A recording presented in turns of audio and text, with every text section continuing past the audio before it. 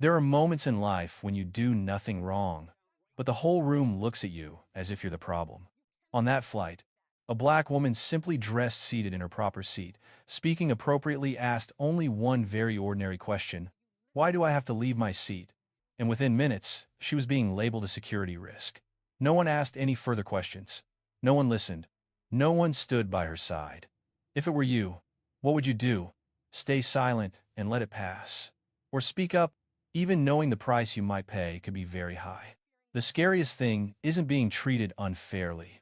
It's the moment you ask yourself, am I overreacting? Or should I just accept it like I've always done? This story isn't about revenge. It's about choice.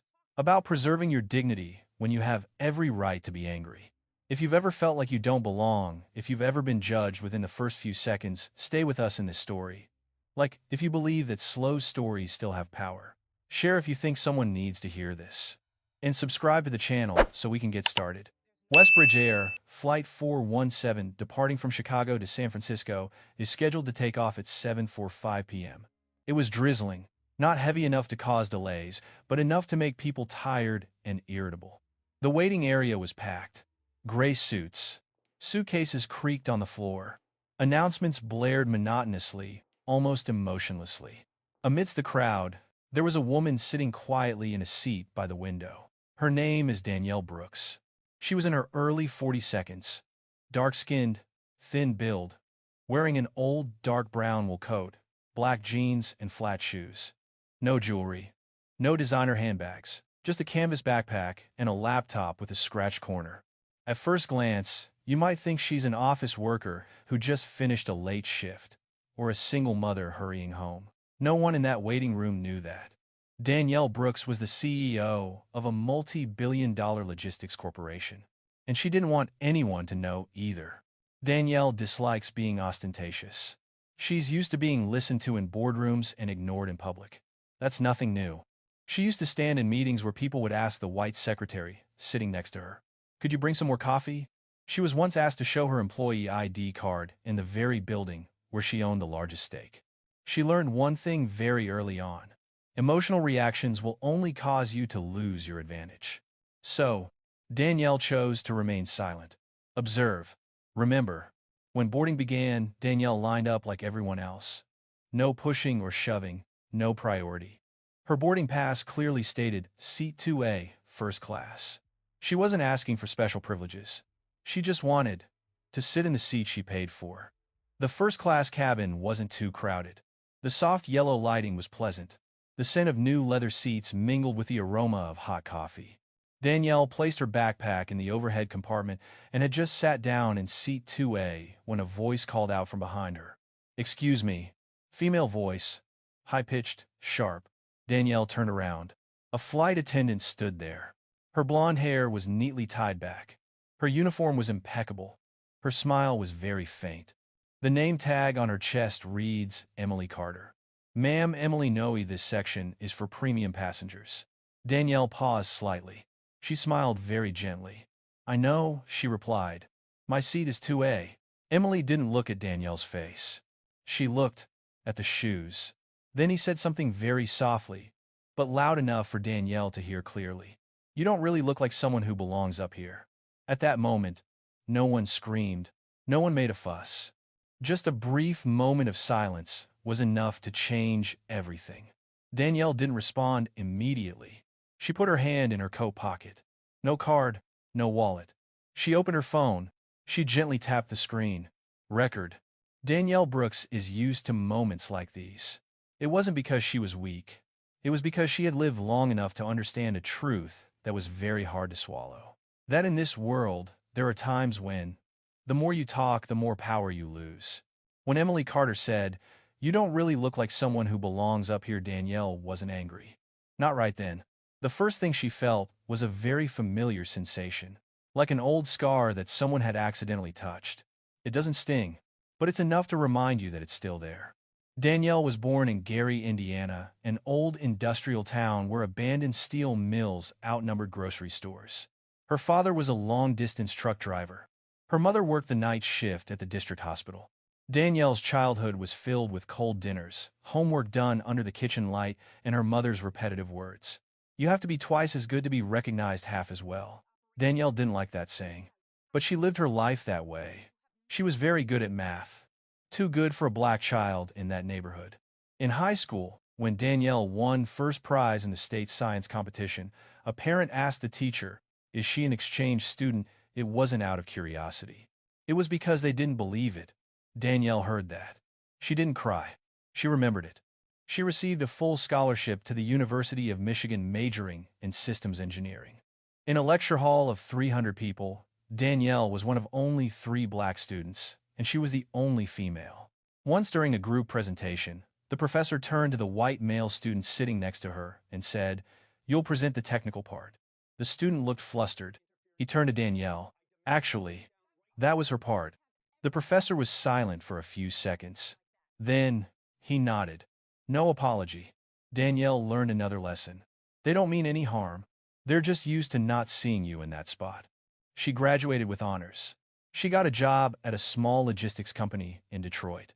For the first 3 years, Danielle was the first to arrive and the last to leave. She fixed systems that nobody wanted to touch. She optimized processes that nobody bothered to read. As the company expands, as revenue triples, and as they need someone who understands the entire system, they appointed someone else as the chief operating officer. Someone with less experience, but a good fit for the image. Danielle didn't object. She quietly wrote her resignation letter. 3 years later, that company went bankrupt. Danielle is not bankrupt. She and 2 old friends founded Brooks Integrated Systems. It started in a small rented office with 2 folding desks and an old printer. 12 years later, her company operates logistics systems for more than 40 major corporations spanning the Midwest and the West Coast of the United States. She doesn't appear on magazine covers. She doesn't give inspirational speeches on TED. Danielle hates ostentation. She believes in a good system where people are protected and responsibility comes with power. That's why she was on Westbridge Air Flight 417. Not for vacation, not for parties. This was in preparation for a board meeting the following morning regarding a deal that the press had no knowledge of. Danielle Brooks is in the process of finalizing a controlling stake in Westbridge Group, the parent company of Westbridge Air. She had read the financial reports, the internal memos, the legal compensation hidden under the heading Other Operating Expenses. Danielle knew there was a problem, but she didn't know how serious the problem was. When Emily Carter stood in front of her in first class, Danielle didn't see a flight attendant. She noticed a symptom, a very small symptom of a very big disease. Emily doesn't think so. For Emily, this was just another tiring shift. She had worked for Westbridge Air for 7 years, long enough to know who the good customers were and who the potential troublemakers were. In Emily's mind, the image of a first-class passenger was something very specific: a vest, a heavy metal watch, a confident voice. Danielle Brooks doesn't match that image. And instead of asking yourself, "Maybe I was wrong," Emily chose the easier question: why is she here? Danielle looked at Emily very intently. No anger, no defiance. It was just a glance long enough to understand that if she spoke up now, things would only go for the worst. Therefore, she remained silent. She recorded it. "Ma'am," Emily continued, her voice firm. "Can I see your boarding pass again?" Danielle handed over the phone. Emily glanced very quickly. Too quickly. Then he shook his head. This must be a system error, a simple remark, but enough to negate Danielle's entire presence. In Danielle's mind, another dialogue was taking place. Just say it. Say it all. Then what will happen? She will be seen as aggressive, called a troublemaker, labeled. Danielle had seen this scenario too many times. She recalled her father's words spoken late one night as he prepared for a long journey. "You don't need to win every argument. You just need to win the arguments at the right time." Danielle took a very deep breath. "Emily," she said, her voice low and slow, "can you explain what you mean by system error?" Emily paused slightly. It wasn't because the question was difficult. It was because of the way Danielle asked it. No raising your voice. No begging. Like someone who's used to having things explained to them. First-class passengers started to take notice. A few glances were cast over. A few impatient sighs were heard. Danielle felt the pressure building like a rising tide. But she remained seated upright. her hands resting neatly on her lap. The phone in my jacket pocket is still recording. She didn't know when this would end. She only knew one thing for sure. If I don't defend the truth, no one else will. And somewhere deep within the Westbridge air system, a chain of dominoes had begun to ripple. It's just that nobody has heard the first crash yet. The first-class cabin on Westbridge Air 417 isn't large. Only 12 seats, arranged in a 2-to-2 configuration. Cream-colored leather upholstery. Warm yellow lighting designed to make everything look more expensive than it actually is. Danielle Brooks is sitting in seat 2A. Back straight, shoulders relaxed. She didn't look around. She didn't look at Emily Carter. She didn't look at the passengers who were starting to glance in her direction. But she sensed it all. That feeling is very familiar. Like when you walk into a room and know that you're being judged. It's not because you did anything wrong. It's because you were not what they expected. In seat 1C, a man in his 50s was folding up a copy of the Wall Street Journal. He was wearing a dark blue suit and a gray tie. On his wrist was a heavy, gleaming metal watch. He looked at Danielle, then at Emily, then back at Danielle. He said nothing. But his eyes spoke volumes. In the 3D seat, a blonde woman was whispering to her husband. She covered her mouth as if what she was saying was a secret, but her voice was loud enough for the person next to them to hear. "Is there a problem?" Danielle heard it. She didn't turn around. Emily Carter stood in the aisle, hands on her hips. She felt like she was being watched, and she didn't like it. Everything was perfectly clear in Emily's mind. She's in charge of this cabin. She's trained to protect the first-class experience. And if there's someone who doesn't belong here, she's the one who has to handle it. Emily didn't think she was doing anything wrong, and that is the problem. "Ma'am," Emily said, her voice slightly louder than before. "I'm going to need you to step out of this seat for a moment." Danielle turned around. Slowly, calmly. "Why?" she asked. "Just one word, but it's a very dangerous word." Emily took a deep breath. She wasn't used to being asked the same question again. "Because code op, I need to verify your ticket. This seat may have been assigned incorrectly." Danielle nodded slightly. "Sure, Konoe. But I'm happy to stay seated while you verify it." Emily frowned. "That's not how this works." A brief silence ensued, long enough for everyone in the cabin to notice. Danielle didn't argue. She didn't debate. She just kept asking questions, her voice still even. "How does it work then?" Emily felt the blood rush to her face. She didn't realize it, but from that moment on, the conversation was no longer about the chair. It has become a power struggle. "Ma'am," Emily said this time, not trying to maintain a smile. "I need you to cooperate with the crew." The word cooperate is emphasized as a warning. Danielle looked Emily straight in the eyes. "Emily," she said, using the correct name on the name tag. "I am cooperating. I'm just asking for clarity." The way Danielle spoke annoyed Emily. It's not about the words. It's about the attitude. Fearless. No begging. Like someone who's used to having things explained to them. At the front of the compartment, another passenger let out a very noticeable sigh. "Can we get this sorted?" he said loudly. "We're all waiting." Danielle heard it. She felt a familiar wave of pressure.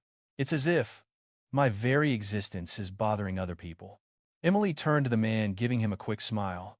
"Of course, sir. We're handling it." Then she turned back to Danielle. The smile had vanished. "Ma'am, please stand up." Danielle looked down at her hands. Long, slender fingers, hands that had signed hundreds of contracts, hands that had shaken hands with the most powerful people in the industry. She felt her heart slow down. This is the moment years ago when Danielle would have stood up, would have followed through, would have stepped aside to let things go smoothly. But today, she didn't get up. "Emily," Danielle Noe Jeong Thup Hone. "I paid for this seat. I have a valid boarding pass. I'm not refusing to cooperate. I'm refusing to be displaced without explanation." The word displaced echoed in the cabin like a low note. Emily paused for half a second. Then she turned around and pressed the internal call button. "Captain," she said into the intercom. "I have a passenger in first class refusing to comply." The word refrigerating fell into the compartment like a stone. Danielle felt a few sharp gazes. A few bodies leaned forward. She knew what was about to happen, and she also knew she wasn't allowed to react incorrectly. In her jacket pocket, Danielle's phone vibrated very softly. Still recording. She didn't touch it. She just sat there, breathing evenly, observing. Emily straightened her back, like someone who had just called for reinforcements. "Please remain seated," she said, her voice now commanding. "The captain will be here shortly." Danielle nodded. "Thank you," she said. Two simple words. But they only confused Emily more. The first-class cabin became strangely silent. No one spoke anymore. No one flipped through the newspaper. No one looked at their phone. Everyone is waiting. Let's wait and see. Who will win? Danielle looked out the window. Outside, a light rain continued to fall on the aircraft. The raindrops slid along the plane, their path blurred by the airport lights. She recalled a distant evening when she was a young girl standing in front of the human resources office, denied a promotion without any clear reason. She stood there for a long time, not crying, not screaming. "I only told myself one thing. I won't stay in places that don't want me to exist." Danielle has no intention of leaving this flight today. It's not about the position. It's not about the money. But because of a boundary. And when the heavy footsteps echoed from the cockpit, Danielle knew that that boundary is about to be tested once again. The footsteps from the cockpit were unhurried, heavy, steady, rhythmic. Danielle Brooks knew who it was without turning around.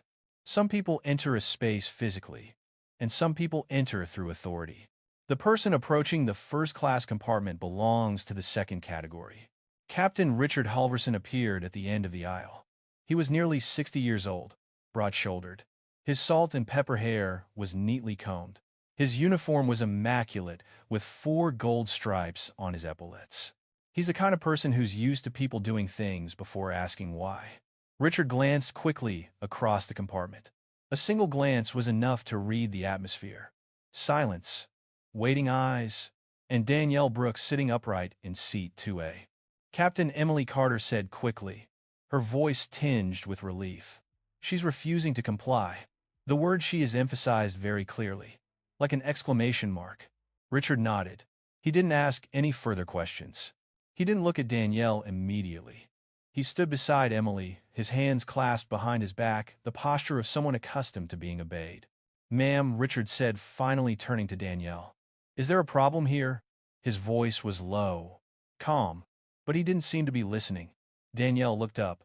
Her eyes met his. "Yes," she replied. "There is." Just 2 words, but enough to make a few passengers take a quiet breath. Richard raised his eyebrows. "I'm told you're refusing crew instructions." Danielle shook her head very slightly. "No, Captain Konoy. I'm asking for an explanation before being removed from a seat I paid for." Richard was silent for a second. A second is a very short time, but in that second a decision was made. Federal aviation regulations require passengers to comply with crew instructions only.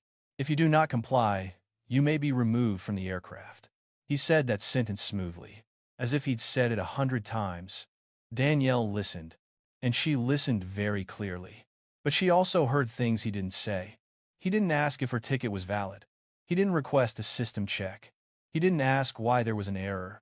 He just looked at her and concluded. "Captain Danielle Noe Jeong Vunde. I am complying. I'm seated. I'm calm. I'm not disruptive. I'm asking why my valid ticket is being questioned." Richard looked at her a little longer. In those eyes, Danielle saw something familiar. Not anger, not hostility. Rather, it's the discomfort of having familiar order challenged. The man in the suit seated in seat 1C spoke up. "Captain, we're all just trying to get home, Ong Ta Noi. This is first class. There shouldn't be this kind of issue." Richard nodded as if confirming something he had already suspected. "Exactly," he said. Then, he turned back to Danielle. "Ma'am, I need you to stand up and step aside while we resolve this." Danielle felt a chill run down her spine. This is the moment. The moment when things can spiral out of control.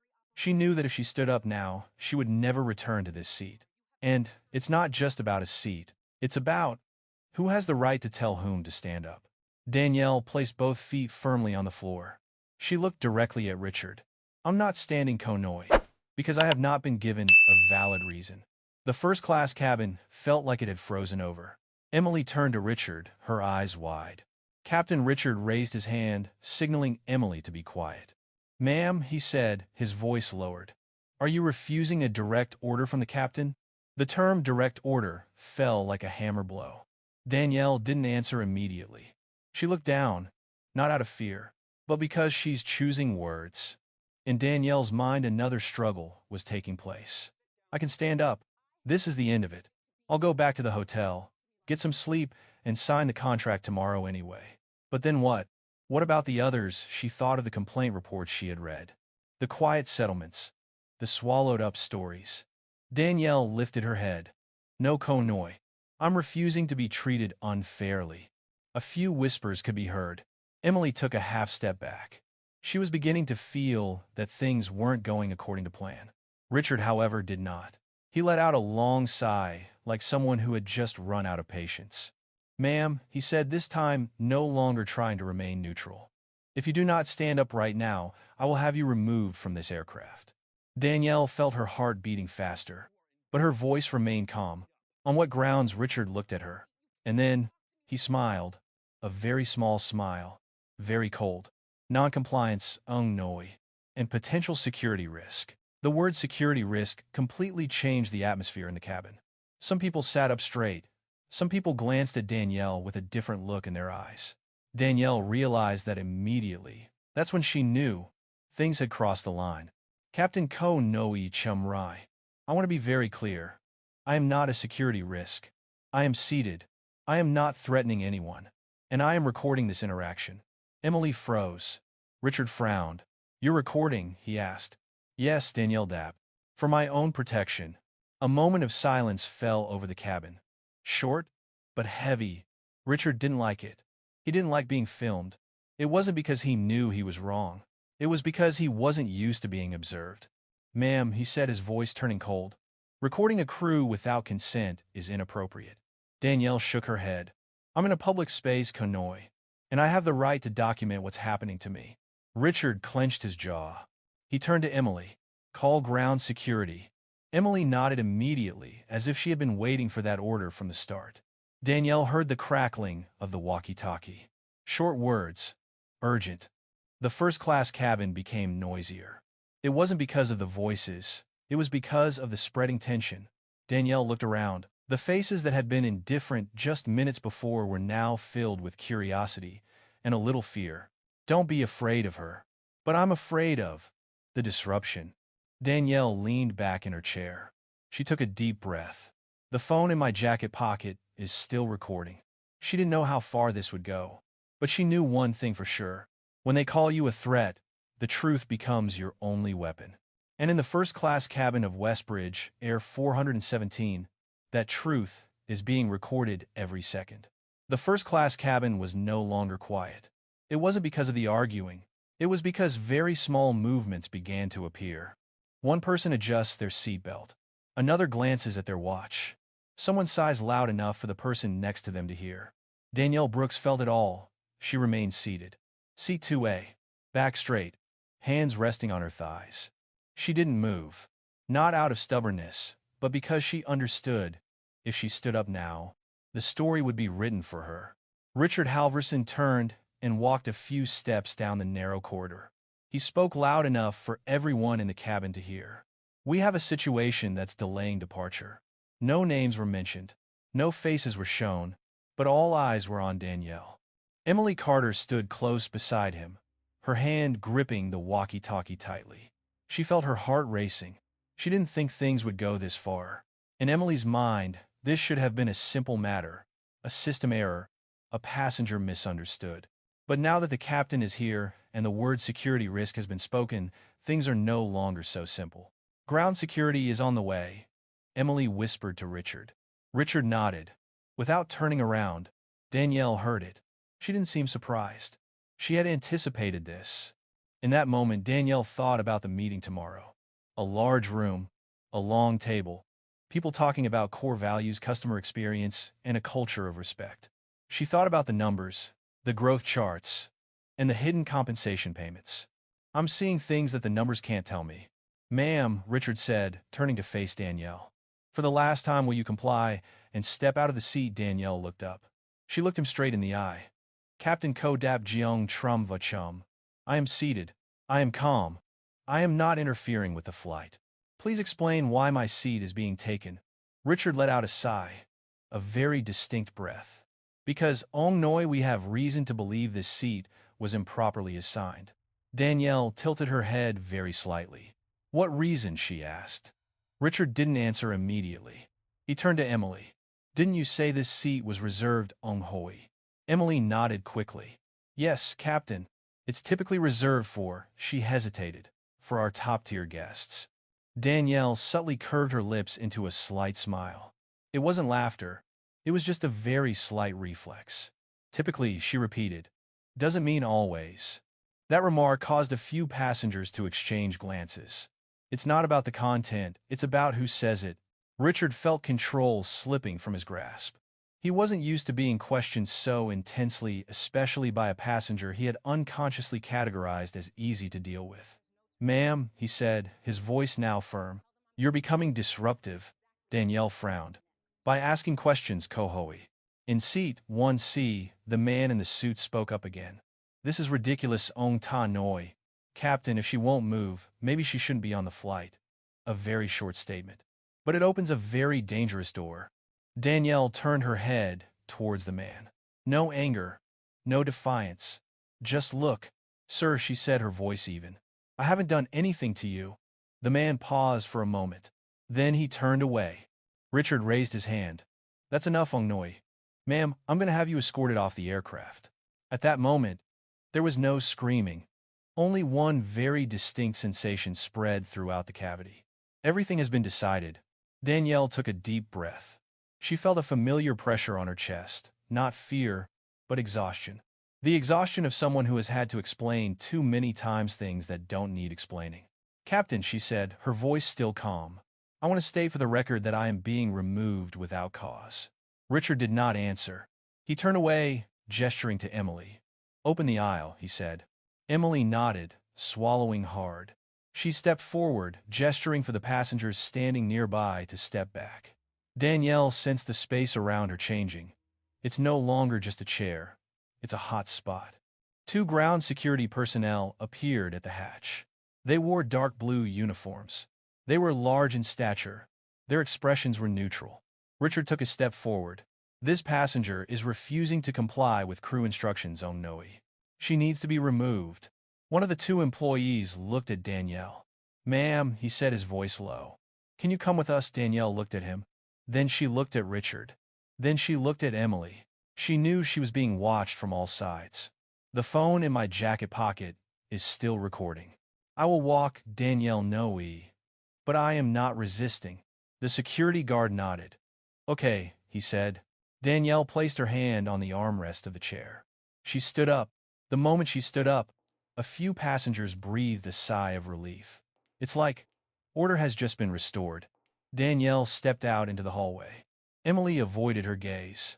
Richard stood straight, saying nothing. Danielle walked past seat 1C. The man in the suit looked down at his newspaper as if it were all over. As Danielle stepped through the cabin curtain, a very strange feeling arose. Not humiliating, not angry. It's about clarity. That what she is going through is not a personal incident. It is a pattern. Outside the cabin above the duct bridge, the air is colder. Danielle paused for a second. She turned her head and looked inside. She saw Emily standing there. Her face was tense, and in her eyes, a very slight flicker of suspicion. But Emily said nothing. Danielle turned away. She didn't know how far this would go, but she knew that from this moment on the truth had been recorded. And once the truth exists, it will find its way. The jet bridge, leading from the airplane cabin to the ground, was longer than Danielle remembered. It wasn't because of the distance. It was because each step echoed so clearly. The sound of her shoes hitting the metal floor. The cold wind whistling through the cracks in the door. And behind her, the first-class cabin curtains closing. Nobody said anything, needless to say. Danielle Brooks walked between two security officers. They didn't drag her. They didn't handcuff her. They just walked on either side close enough to remind her that she no longer had a choice. She kept her back straight, her shoulders relaxed, as if she were walking through the lobby of her own office. But inside something is cracking. When they reached the end of the tubular bridge, the metal doors closed behind them. That sound was very distinct, like a period. Danielle stopped. "Ma'am," a security guard said in a neutral voice. "We're going to need you to come with us." Danielle nodded. Where, she asked. "Just to a holding area in Attendant. Until we sort this out." Sort this out? That phrase echoed in Danielle's head, sounding both vague and chilling. She followed them through the gray concrete corridors, through doors without nameplates, through an area that ordinary passengers would never see. The security waiting area was small. The white fluorescent lights were harsh. There was a metal table and 3 plastic chairs. Danielle was invited to sit down. No one asked her name. No one asked what had happened. Just wait. When the door closed, silence descended.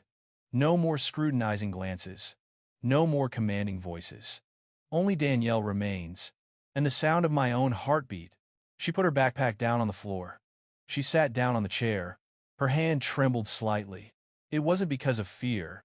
It was because the pent-up emotions had finally found a way to be released. Danielle closed her eyes. Is it going to stay like this? Is it going to stay like this forever? She was used to being strong, used to being the sensible one, used to not making a big deal out of it. But as she sat in this small room, Danielle realized something very painful. That, no matter how far you go, how successful you become, how many systems you control, just one wrong label can ruin everything. She recalled the moment she stood up from seat 2A. The way some passengers breathed a sigh of relief. The way their eyes turned away. No one asked her if she was okay. No one questioned whether this was fair.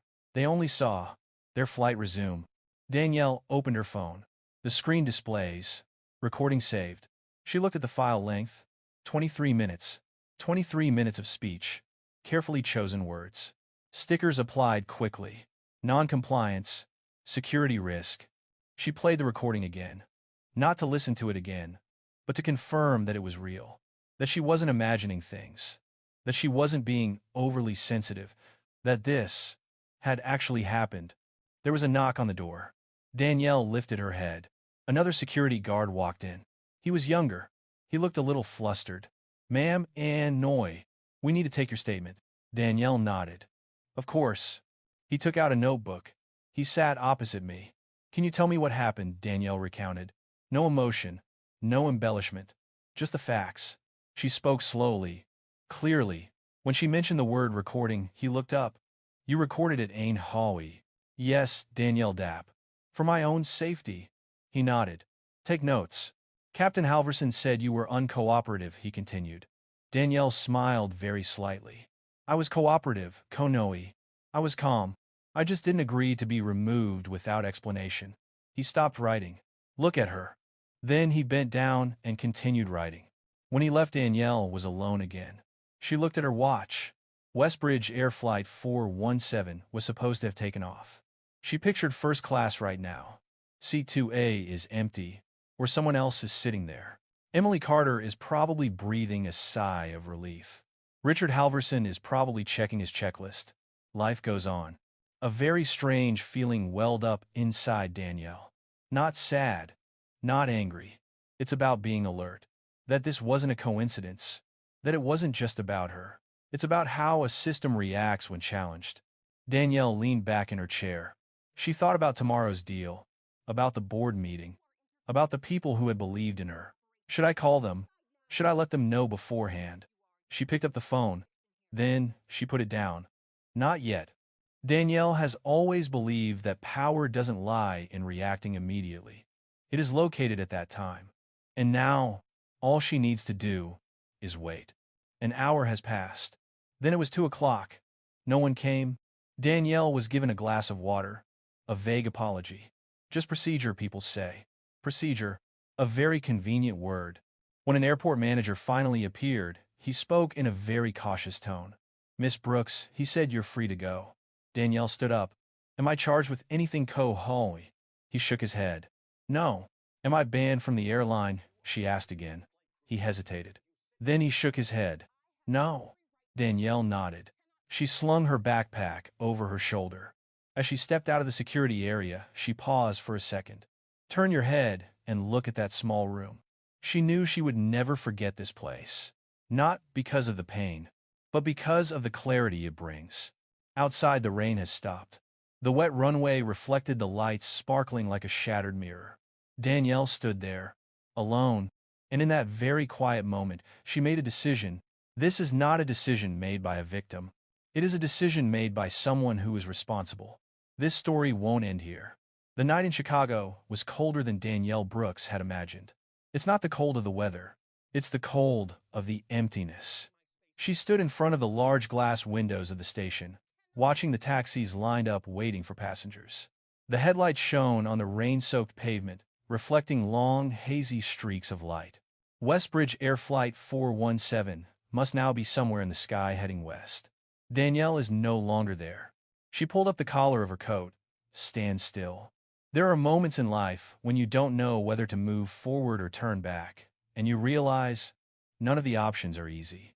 Danielle hailed a taxi.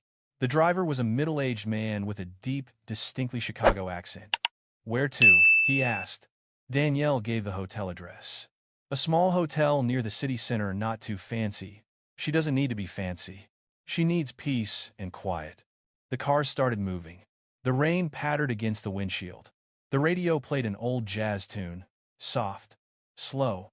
Danielle leaned her head against the window. In the reflection in the glass, she saw her own face. "Don't get angry, don't panic. I'm just tired. Did I overreact?" That question came up very naturally, like a reflex honed over a long period. I can get back on my feet. I can avoid all of this. Danielle closed her eyes. She hated that question, not because it's wrong, but because it's frighteningly familiar. She recalled previous occasions. The time she remained silent in a meeting room when someone else took credit for her idea. The time she smiled when she was mistakenly called an assistant. The time she told herself it's not worth making a big deal out of. Each time Danielle chose to move on. And she went very far. But tonight, sitting in the taxi, driving through familiar streets, Danielle wondered, what's the point of traveling far if you still have to bow your head to what's wrong? The taxi stopped in front of the hotel. Danielle paid. "Thank you." She dragged her suitcase through the lobby. Received the keys. No words. Her room was on the 12th floor. It overlooked the Chicago River. She switched on the light. The room was small, tidy. Danielle put her backpack down. She took off her coat. She sat down on the edge of the bed, silent. She took out her phone. There are 3 missed messages. From Marcus Reed. Marcus is the chief financial officer of Brooks Integrated Systems. He has worked with Danielle for almost 10 years. "Danielle, is everything all right? We need to confirm the meeting schedule for tomorrow morning. Call me when you're free." Danielle stared at those words for a long time. She hasn't answered yet. She played the recording again, not to listen to the whole thing, but to listen to your own voice. Her voice in the recording wasn't shaky, not high-pitched, not defensive, just someone asking reasonable questions. Danielle paused the recording where Richard Halverson says security risk. She closed her eyes. That phrase echoed in my head, cold and sharp. What makes them say it so easily? And what makes me accept it? Danielle put the phone down. She stood up and walked to the window. Outside, the river flows slowly. The bridges are brightly lit. Chicago at night is beautiful. A quiet beauty, unpretentious. Just like Danielle, she was thinking about a deal with Westbridge Group. She had read hundreds of pages of documents. She had seen the numbers. She had assessed the risks. But she never thought she would see that risk in this way. Danielle sat down at the small table by the window. She opened her laptop, not for work, for writing. She opened a blank file. No title. She started typing. Not a report, not an email. Just my thoughts. If I let this go, if I ignore this. She stopped. Erase. Type it again. If I let this go, it doesn't end here. Danielle wrote about what happened. Without emotion, without embellishment. It's just an event. She writes to organize things in her head. And when she typed the line, "This wasn't about a seat," she paused for a long time. Danielle realized that very clearly.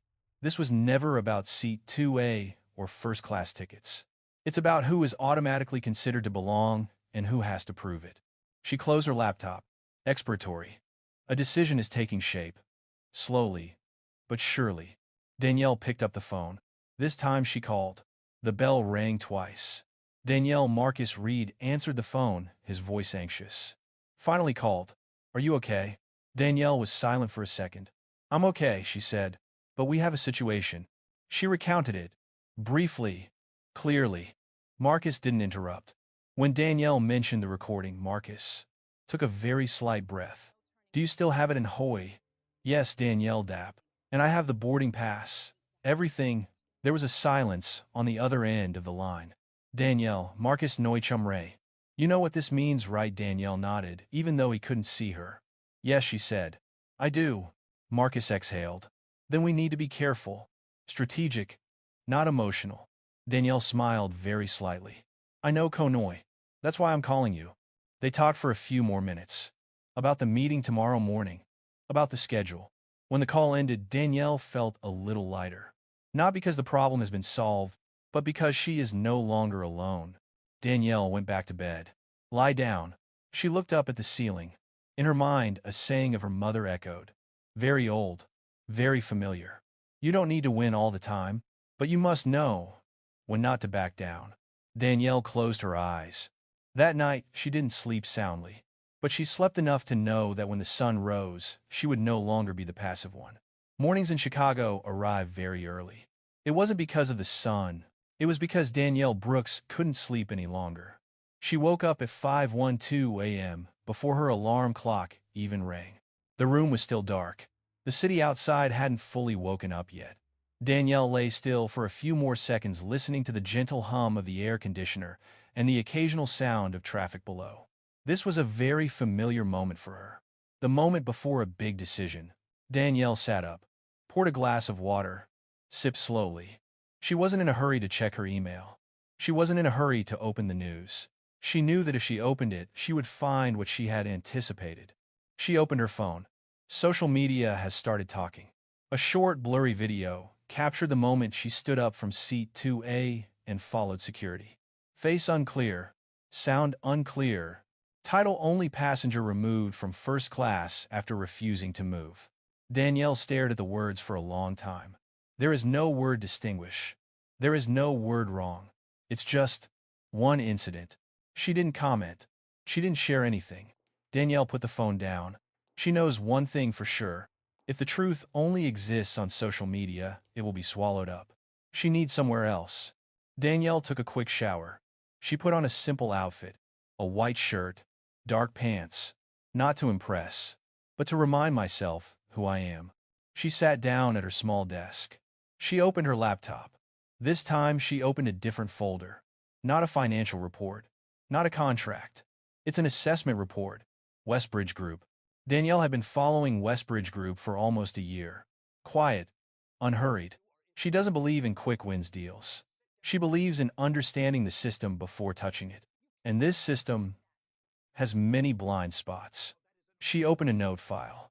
The file names are very simple. Operational risks, internal. The list appears. Asterisk. Complaints settled quietly. Asterisk. Repeated crew misconduct reports. Asterisk high turnover in ground staff. Asterisk. Culture issues flagged, not addressed. Danielle looked at the last line. Culture issues flagged, not addressed. She let out a soft sigh. What happened on Westbridge Air Flight 417 was not an isolated incident. It is an expression, and that reaction occurred with the very person who was considering buying them. Danielle closed her laptop. She held the phone. This time she didn't call Marcus Reed. She called another number. Some of these are qualities that very few people in the industry possess. The bell rang once, twice, then a deep male voice rang out. Danielle? No need for greetings. No need for introductions. Danielle smiled softly. Good morning, Thomas, she said. Thomas Avery, acting chairman of the board of directors of Westbridge Group. I wasn't expecting your call this early, Thomas Noy. Everything all right? Danielle was silent for a second. It was long enough for Thomas to realize this wasn't just a polite call. I was removed from one of your planes last night, Danielle Noe, by your crew, under the label of security risk. There was no immediate response from the other end of the line. Danielle heard the chair move slightly, a slow breath. I see, Thomas said, his voice lower. Which flight? Westbridge Air 417, Danielle replied. Chicago to San Francisco. A longer silence followed. Danielle didn't feel it. She let Thomas draw his own conclusions. Danielle, he said finally, I'm very sorry to hear that. Danielle tilted her head. I'm not calling for an apology, no. I'm calling because I want you to understand something. Thomas remained silent. I have the recording, Danielle tiptoed. I have documentation, and I was not disruptive. I was not uncooperative. She stopped. But more importantly, Konoi Chum Ray, I was treated exactly the way your internal reports suggest your culture operates. Thomas didn't answer immediately. Danielle heard the sound of papers being turned. Perhaps he was opening a file. Or perhaps he was recalling warnings he had read before. Danielle, Thomas, Noe, are you saying this incident changes your position on the acquisition? Danielle looked out the window. The Chicago sky had begun to brighten. No, she said. It clarifies it. That answer left Thomas speechless for a long time. Finally, he said, what would you like me to do? Danielle didn't answer immediately. It's not because she doesn't know. It's because she wants to say it the right way. I want transparency, Konoi. I want access to the full incident report.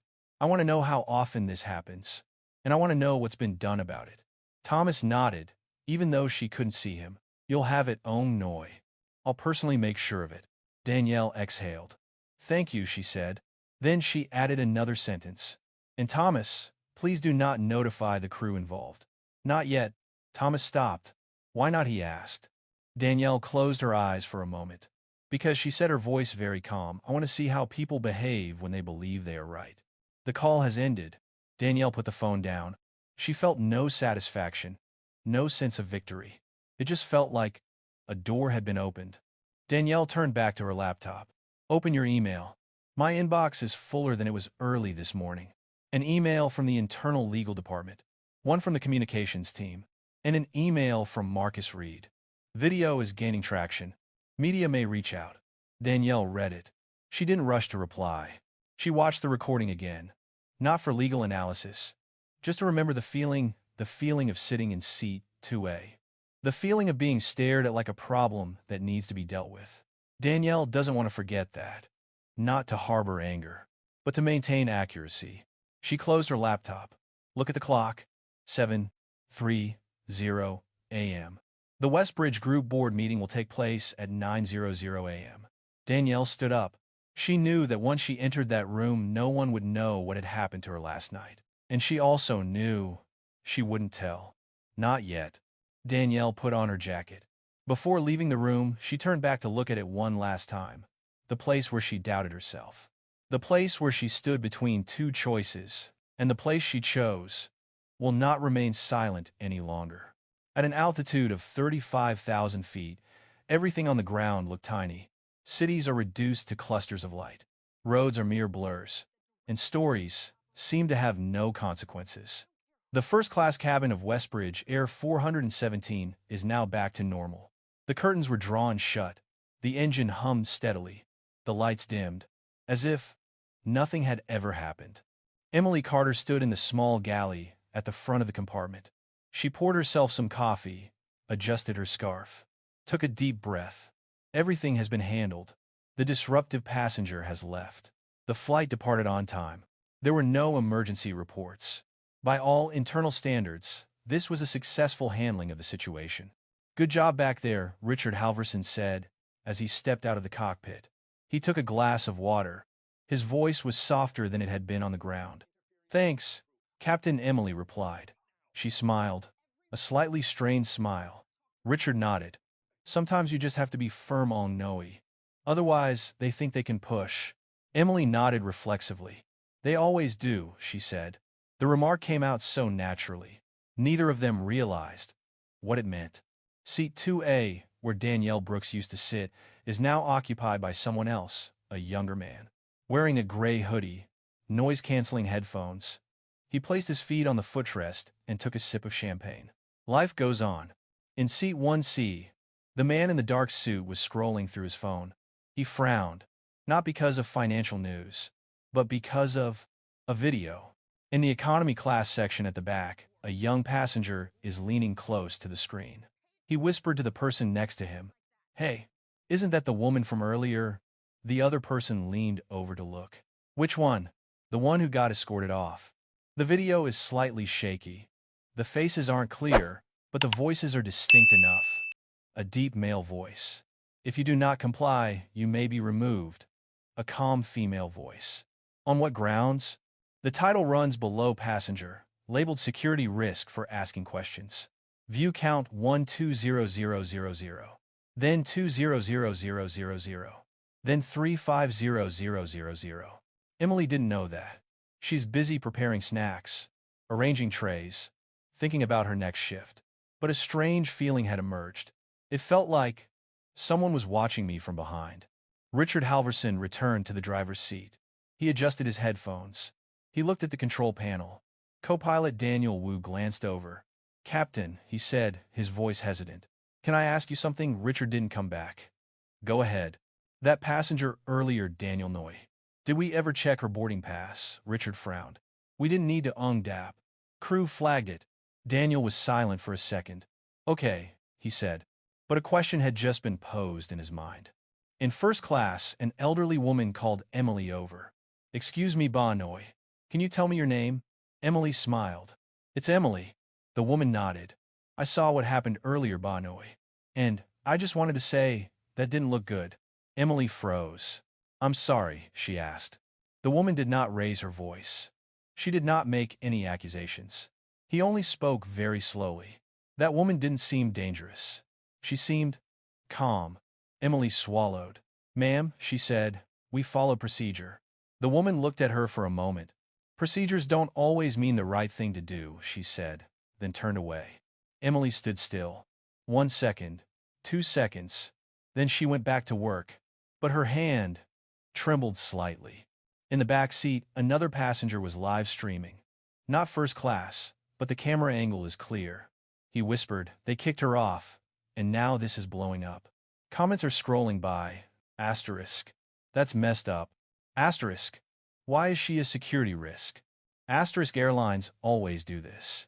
In the cockpit, a ping sounded. Internal messaging system. Richard glanced quickly. An announcement from the operations center. Social media activity increasing around Flight 417. Monitor. Richard frowned. "Daniel," he said, "pull up the cabin feed." Daniel complied. The screen displayed an image of the first-class cabin. Everything looks normal. No shouting, no fighting. Only those who sit still. Richard exhaled. "Probably nothing," he said. But he didn't turn off the screen. Emily went back to the kitchen. She opened her personal phone, specifying message inspection, but the app automatically opened a video. She recognized her own voice immediately. "I need you to step out of this seat." Emily's heart sank. She took off her earphones. She could hear better. She listened to her own voice. She listened to the way she emphasized the words. She heard the other woman's voice. "Calm down. Be clear. It doesn't sound like a problem." View counts continued to rise. Comments continued to pour in. Emily read a line. "She sounds more reasonable than the crew." Another line. "This is exactly how they treat black women." Emily turned off the screen. She said to herself, "They don't know the whole story." But another voice in my head asked again, "Do I know the whole story?" Richard received an internal call. From the operations center, Captain Halvorsen, the voice on the other end of the line, said, "We're getting press inquiries." Richard clenched his jaw. "So soon?" he asked. "Yes," the voice replied.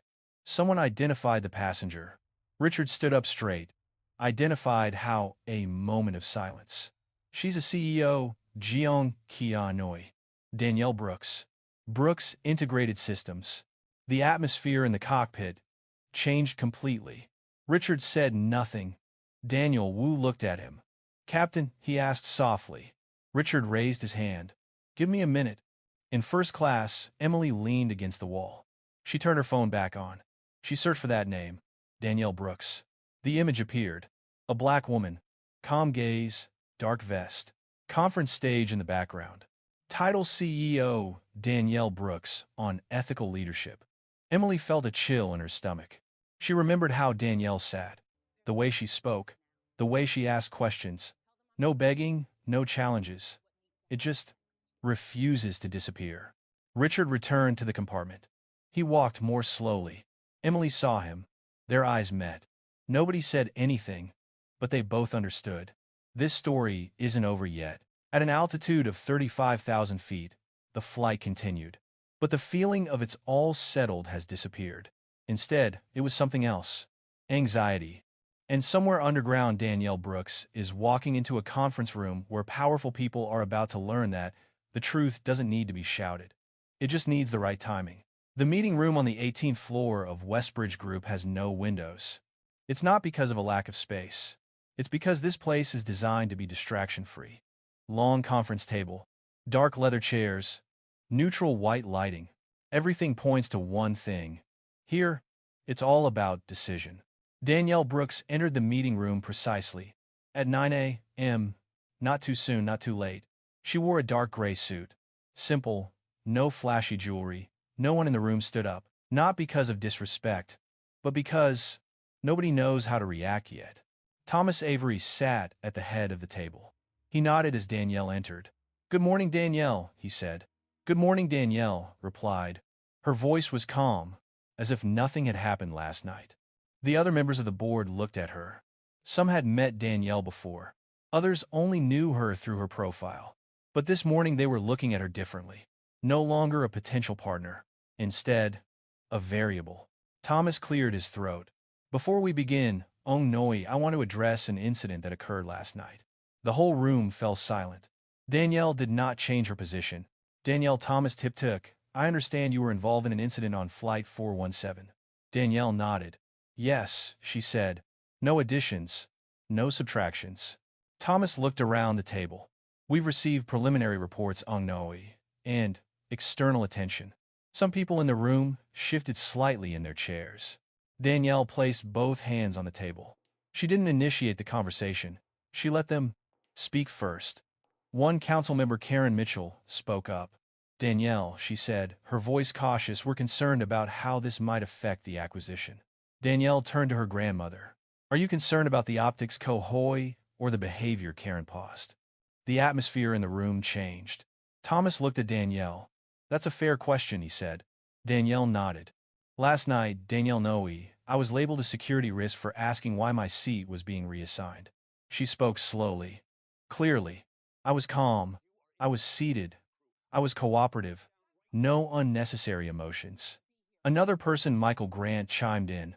"Danielle, Ong Noe, airlines have procedures. Sometimes misunderstandings happen." Danielle looked at him. "Michael no, a misunderstanding is corrected with clarification, not escalation." Thomas raised his hand. "Let's keep this constructive," he said. Danielle nodded. "That's exactly what I'm trying to do, Kodap." Thomas gestured to his assistant. The large screen at the back of the room lit up. "Danielle has provided us with a recording, Ong Noe. We're going to listen to a short excerpt." Several people in the room sat up straight. The sound rang out, voiced by Richard Halverson.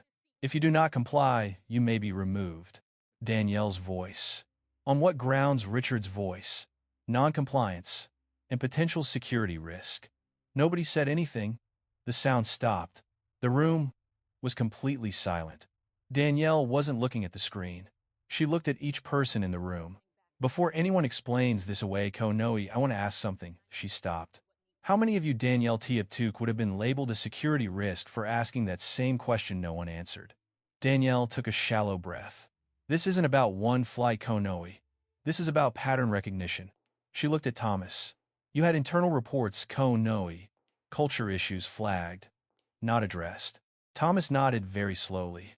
Karen Mitchell frowned. "Danielle Ba.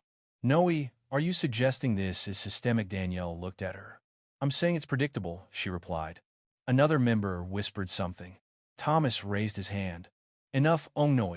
Danielle, what are you asking from us?" Danielle didn't answer immediately. She took out her phone. "Place it on the table. I'm asking you, Ko-Noe, to decide who you want to be when this goes public." The words fell onto the table like a heavy object. Michael Grant exhaled. "Are you threatening us?" he asked. Danielle shook her head. "No," she said. "I'm informing you." Danielle leaned forward. "I don't want a personal apology," she said, this time in a lower voice. "I want accountability." Thomas sat up straight. "What does accountability look like to you, Ong Hoi?" Danielle looked at him. "Transparency, Ko-Noe.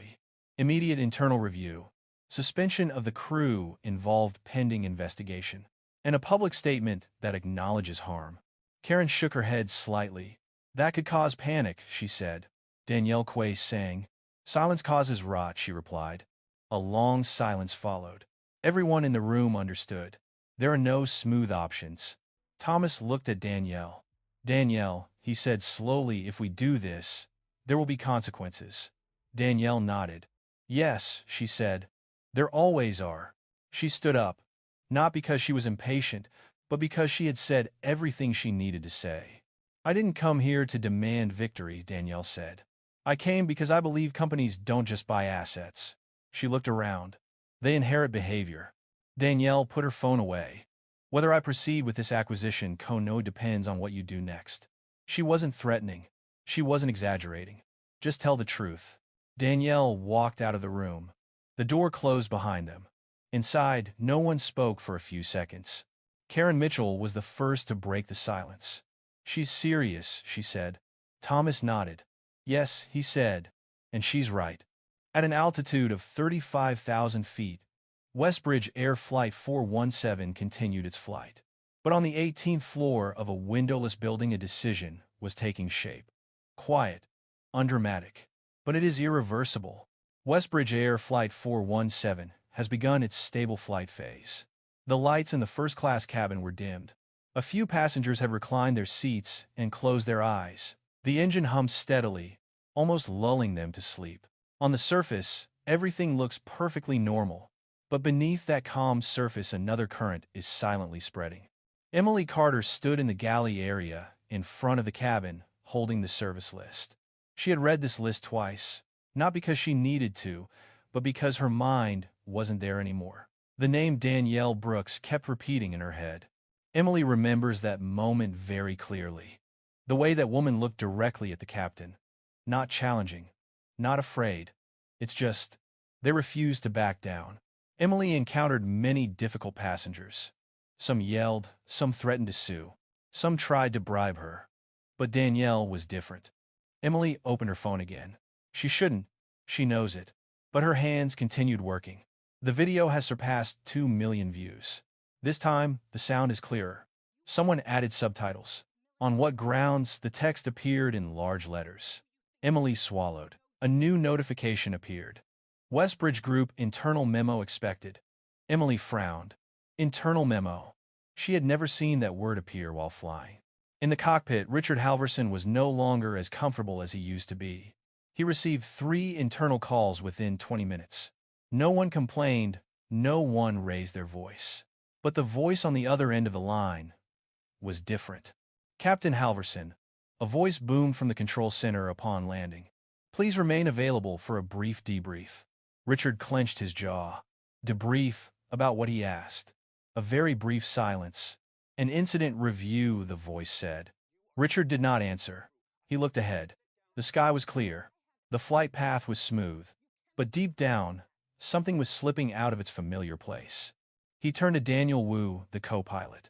Daniel no, you ever feel like a situation is bigger than it looked? Daniel glanced at him. Yes and no. Usually after the fact. Richard nodded. In first class, a passenger called Emily over. Excuse me, ta Noi. Is it true the woman who was removed is some kind of executive? Emily stopped dead in her tracks. I'm not at liberty to discuss that, she said reflexively. The man shrugged. Figures Noi. Seems like airlines only apologize when the wrong person gets hurt. Emily didn't answer. But that saying haunted her. About an hour later, an internal notification appeared on Emily's device.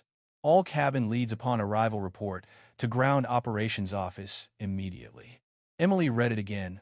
There is no reason, no explanation. It's just an order. She looked around the compartment. The passengers remained calm. No one knew. Emily felt her throat dry up. In the cockpit, Richard received the same message. Captain Halverson, report to Ground Operations Office upon landing. There is no please text. Richard leaned back in his chair. Daniel, he said, his voice low, I don't think this is routine. Daniel did not answer. He just looked straight ahead, his hands firmly on the controls. The flight began to descend. The seatbelt warning light comes on. The engine noise changes pitch.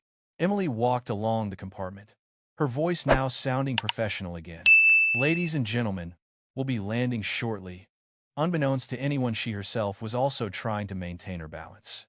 When the plane's wheels touched down on the runway, a few passengers applauded. Emily did not participate. She looked down at the floor. After the passengers left, Emily and Richard remained standing. He said nothing. They walked together down the airport corridor, but the distance between them was greater than ever. The ground operations office is located at the end of a less traffic hallway. Frosted glass door. No nameplate. Inside, the lights were on. Emily stopped at the door. She took a deep breath. "Captain," she whispered, "do you think we did something wrong?" Richard didn't answer immediately. He placed his hand on the doorknob. "Emily," he said, "we followed procedure." He said that as a matter of habit. But even he wasn't sure anymore. The door opened. There were no police inside. No shouting. There was only one man in a gray suit sitting at the table. Thomas Avery. Next to him was a young woman, her computer already on. Emily was stunned. Richard paused for half a second. Thomas stood up. "Thank you for coming, Ongnoy. Please have a seat." His voice was calm, not angry, not friendly. That is even scarier. Emily sat down, her hands clasped tightly together. Richard sat next to him. Thomas looked at them. "Before we begin, Ongnoy, I want to be clear." He paused. "This is not a disciplinary meeting." Yet, Emily felt her heart pounding. Thomas opened his laptop. Another screen pops up from the back. The image appeared. First-class cabin. Seat 2A. Danielle Brooks' voice rang out. On what grounds? Emily closed her eyes. Thomas turned off the video. He looked directly at Richard. "Captain Halverson, Ongnoy, can you explain to me why this passenger was labeled a security risk?" Richard opened his mouth. Then closed it. Finally, he said. She refused to comply. Thomas tilted his head. "With what exactly?" Richard swallowed. "She refused to stand up." Thomas nodded, and standing up was required because... A moment of silence. Emily sensed the atmosphere in the room growing heavy. She wanted to say something. She wanted to explain. But every word began to sound empty. Thomas Quay saying, "Emily. Miss Carter Ongnoy, what was your assessment of the passenger's behavior?" Emily sighed. She was calm, Konoe. She wasn't yelling. She wasn't threatening anyone. Thomas nodded. "Then, why escalate?" he asked. Emily remained silent. She couldn't bring herself to say what she was thinking. It's impossible to say that. She felt that the woman didn't belong here. Thomas closed his laptop. "Here's why I asked you both here, Ongnoy. Danielle Brooks is not just a passenger." Richard looked up. Emily already knew. She is the lead negotiator for an acquisition Thomas took, and she has provided documentation, recordings, witness accounts. He paused. "This incident is now under formal review." Emily felt her ears ringing. Formal review. Thomas stood up. "I suggest you both take the rest of the day off, Ongnoy. HR will be in touch. No blaming. No judgment. It's just a very long comma." When Emily and Richard left the room, the hallway remained quiet. But for them, things were different. Emily paused. "Captain," she said, her voice trembling slightly, "do you think she planned this?" Richard didn't come back. "No," he said. "I think she endured it." Elsewhere in the city, Danielle Brooks was sitting alone in her makeshift office. She looked at her watch. The flight has landed. She doesn't need an update. She knows. Danielle closed her laptop. She didn't smile. She didn't sigh in relief. She just sat there very still. Because she understood one thing. Once the truth has been invited into the room, it doesn't need to speak. It just needs to sit there. Westbridge Air's executive lounge is located on the top floor of the terminal. No big signs. Not crowded. There was only thick carpet, soft yellow lighting, and glass walls that offered a direct view of the runway. This place isn't for passengers. It's for those who are invited. Emily Carter stood in front of the mirror in the lounge's restroom. She adjusted her scarf, smoothed out the hem of her uniform. The mirror reflected a tired face, yet one still trying to maintain a neat appearance. Perhaps this is just an internal meeting, Emily told herself. An explanation. A reminder. She didn't dare think any further. Outside, Richard Halverson stood looking through the glass. The planes lined up. Thin wisps of smoke dissipated into the air. 30 years of flying, 30 years of adhering to procedures. He never thought he would be standing here in this state. A ground staff member appeared. Captain Halverson, Miss Carter Conoy, please come with me. A polite tone. No emotion. Emily and Richard followed. The doors to the VIP meeting room opened. Inside, it wasn't what they imagined. No champagne, no flowers. There was just one long table, a few leather chairs, and a large screen hanging on the wall. Thomas Avery was there. He stood beside the table, his hand resting lightly on the wooden surface. He was standing next to two strangers. A man in a dark suit, wearing glasses with an expressionless face. A younger woman, her hands resting on a laptop. Emily felt her heart skip a beat. Richard paused for a moment. Good afternoon, Thomas Noy. Please have a seat. No smiles, no handshakes. They sat down. No one said anything for a few seconds. The air conditioner hummed softly. Thomas spoke first. I want to thank you both for coming on, Noy. This meeting is to conclude our internal review. Emily clenched her fists. Internal review. Thomas looked directly at Richard. Captain Halverson on Noy. Do you stand by your decision to label the passenger a security risk? Richard swallowed. Yes, on Noy. At the time, based on the information provided. Thomas nodded. Information provided by whom? Richard turned to Emily. Then turned back. By the lead flight attendant, he replied. Thomas Quay saying, Emily. Miss Carter on Hoey, do you stand by your assessment? Emily opened her mouth. Then, stop. In her mind, the image of Danielle Brooks flashed before her eyes. The voice was calm. The question was simple. She wasn't aggressive, Emily Noyke. She didn't raise her voice. Thomas nodded. But you escalated, he said. Why? Emily remained silent. She couldn't articulate what had led her astray. It's impossible to say that. She felt the woman wasn't suitable. Thomas turned to the man wearing glasses. Mr. Lewis, he said, please summarize. The man stood up. Based on recordings, witness statements, and protocol review, Noy the passenger posed no security threat. Emily closed her eyes. Furthermore, Tip took the escalation violated company guidelines regarding de-escalation and bias mitigation. Bias mitigation. The word rang out very clearly. Richard jumped up. Are you saying this was discrimination, Hoy? Thomas looked at him. I'm saying, Thomas Dapp, that intent is less relevant than impact. The rear screen lit up. The video appeared. The moment Danielle stood up. The moment Richard pointed. The moment Emily asked to step out. No editing. No commentary. That's just the truth. Thomas turned off the screen. Miss Brooks declined to attend this meeting, Noy. But she authorized us to proceed. Emily looked up. Authorized, she asked, her voice trembling. Thomas nodded. She believes this should not be about her, Noy. It should be about us. The air in the room turned cold. Thomas opened an envelope. Captain Halverson Noy, effective immediately. You are suspended pending final determination. Richard was speechless. Suspended, he repeated. Thomas looked at him. You filed a report alleging noncompliance and security risk, Noy. The evidence contradicts that report. Richard sat down. His shoulders slumped completely. Thomas Quay saying, Emily.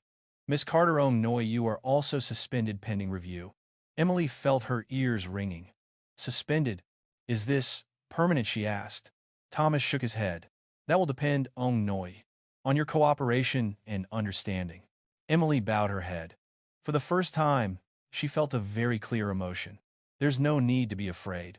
But it's embarrassment. Thomas stood up. This is not a punishment, Noy.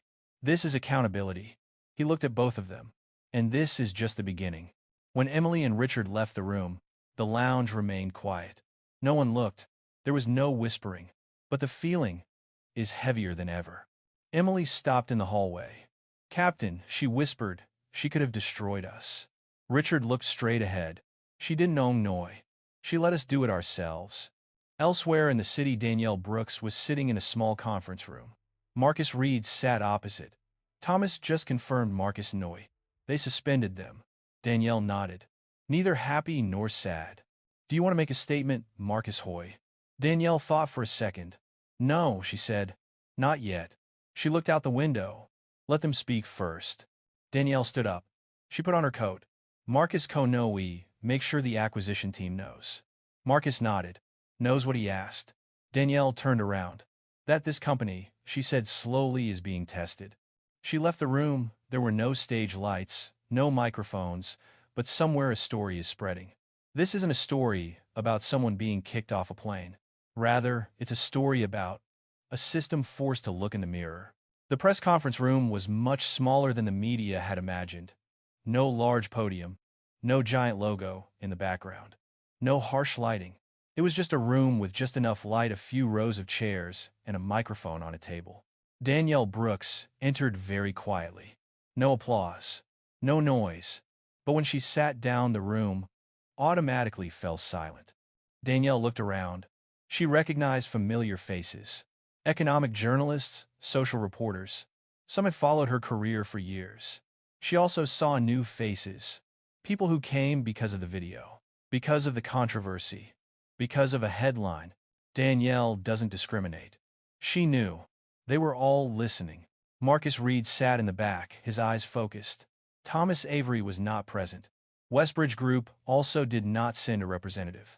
This is not a company meeting. These are the words of a human being. Danielle placed her hand on the microphone. No adjustments, no sound testing. She took a deep breath. Then he spoke. I'm not here to tell a shocking story, Danielle said, her voice low and clear. I'm here because so many people have lived through stories exactly like this, but were never asked. No one interrupted. A few days ago, she continued, I was removed from a flight for asking a question. She stopped. A reasonable question. A calm question. A journalist raised their hand. Miss Brooks, he asked, do you feel you've been discriminated against? Danielle looked at him. She didn't answer immediately. I feel, she said slowly, that when someone has to prove they are not dangerous simply because they don't fit someone else's image, it's no longer a personal matter. She paused. That's a systemic problem. A few keyboard clicks could be heard. Another reporter asked, why didn't she react immediately? Why didn't she raise her voice? Why didn't she strongly protest? Danielle smiled very slightly. Because, she said, black women have spoken out too many times and been labeled aggressive. She looked straight ahead. This time, I chose not to play by that script. The room fell into a deeper silence. Danielle, a veteran reporter, asked, you're the CEO. You have power. What do you think of people who don't have a position like yours? That question isn't easy. Danielle nodded. That's why I'm here, she said. I'm not speaking for anyone. But I don't accept the idea that respect only comes when you have a title. She paused. Dignity should not be a privilege. A young journalist asked, are you planning to sue the airline? Danielle shook her head. I'm not looking for punishment, she said. I'm looking for change. What changes? Someone asked. Danielle leaned forward. Change the way we react when someone says, this isn't okay, she continued. Don't ask if they have the right to speak. Ask, why should they speak? A long silence. Not unpleasant, not stressful. It's more like thinking. Danielle continued. I'm not angry at the individuals involved, she said. Anger is very energy-consuming. She looked down for a second. I'm more interested in what they've been taught is normal. A reporter asked quietly, do you forgive them? Danielle looked up. I'm not in a position to dispense forgiveness, she said. But I believe in accountability. She placed both hands on the table. We don't need more empty apologies, she said. We need systems that listen before escalating. The atmosphere in the room calmed down. An economic journalist asked, did this influence your investment decision in Westbridge Group? Danielle looked straight ahead. It influences how I invest, she replied. Not just the numbers, but the people. She stopped. Because when you buy a company, Danielle said, you're not just buying assets. You're buying ingrained habits. A few people nodded. Danielle looked at her watch. She knew the press conference was about to end. She concluded with a sentence. I don't want anyone to have to be a special case to be treated kindly, she said. I want kindness to be the default. She stood up. No bowing, no waving, just stand. When Danielle left the room, the journalists remained seated for a few seconds. It's not because we've run out of questions, but because they don't want to break that feeling. Outside, the media started running the news. No sensationalism, no incitement. The title that appears, CEO Danielle Brooks' dignity, should not be a privilege. On social media, other stories began to emerge. Asterisk. A young flight attendant recounts the time she was taught how to read passengers. Asterisk. One passenger shared their feeling of being viewed as a nuisance. Asterisk. One pilot spoke about the pressure to maintain order at all costs. No one screamed, but something moved. At home, Danielle sat alone in the living room. She took off her shoes. She sat down on the sofa. No more cameras. No more microphones. All that remains is a very real exhaustion. Marcus Reed walked in. "You did a great job," he said. Danielle shook her head. "I'm just telling the truth," she replied. She closed her eyes. For the first time in days, her shoulders relaxed. "There's going to be a lot of work tomorrow," Marcus said. Danielle smiled. "I know," she said. "But tonight, I want to be a normal person." She stood up and went out onto the balcony. The city lights up. Small lights, small people. Danielle looked down. She didn't see herself as being on a high pedestal. She found herself in the middle. The top floor meeting room at Westbridge Group has windows. Unlike the meeting room on the 18th floor, here light floods in. The city stretches out below like a living map. But nobody in the room was admiring the view. Danielle Brooks sat at the far end of the table. Not the most powerful position, nor the central position. It's just the position she chose. Thomas Avery sat opposite. The board members surrounded him. Their faces were tired. Their eyes were wary. These past few days have been long enough. Thomas spoke first. "Danielle," he said, "we've reviewed the entire merger proposal." Danielle nodded. He said nothing. "Before we get to the numbers," Thomas continued, "we'd like to hear your final opinion." One council member frowned. "Again," she whispered. Danielle heard it, but she didn't react. Danielle placed both hands on the table. "My opinion hasn't changed," she said, "but my decision has." A few people looked up. Thomas leaned forward. "Could you explain that more clearly?" he asked.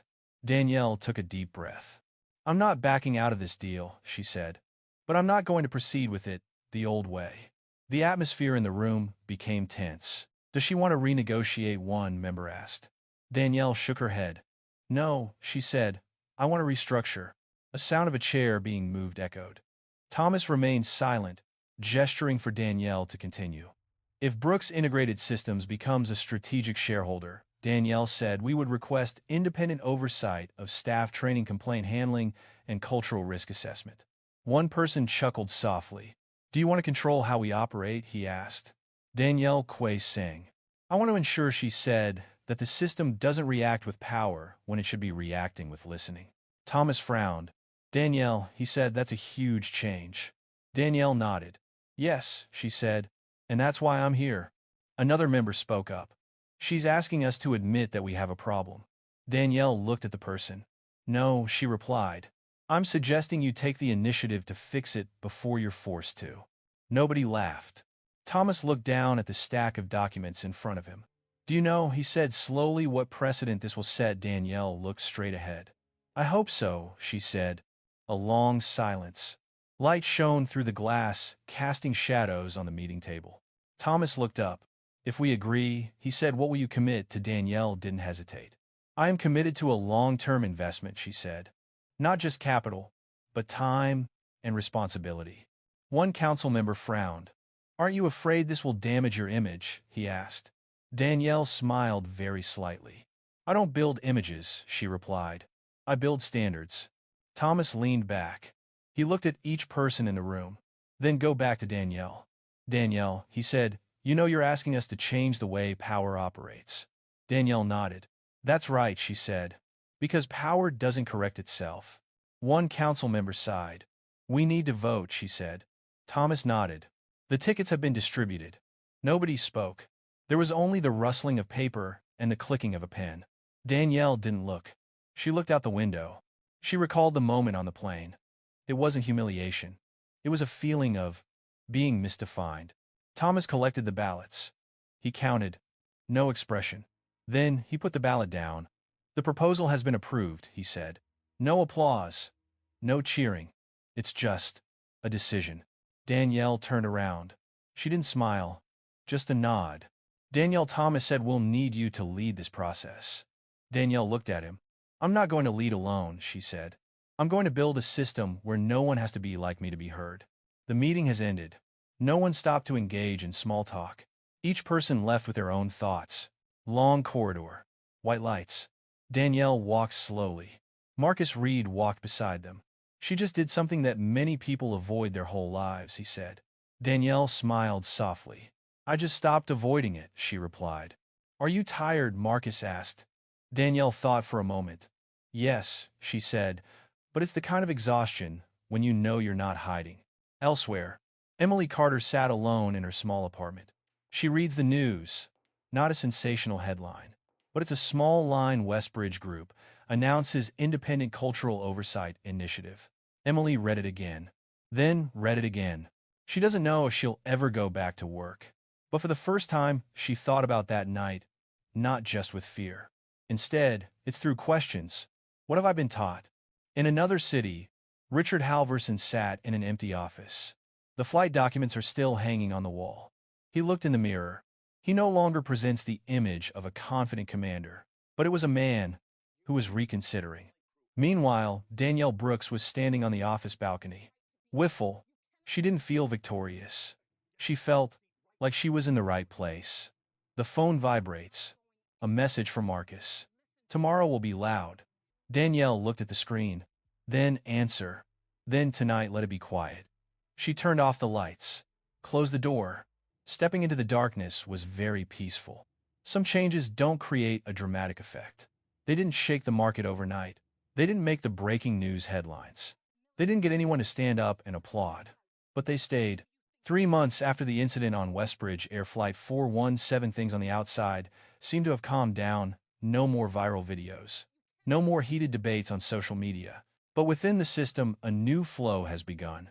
A new training course is being held at Westbridge Air's training center. It's not about wine-serving skills. It's not about handling difficult passengers. But it was a lesson with a very simple tidal power and reflexes. Emily Carter was seated in the second row. She was no longer wearing her flight uniform, just a white shirt and dark trousers. She doesn't know where her career future is headed.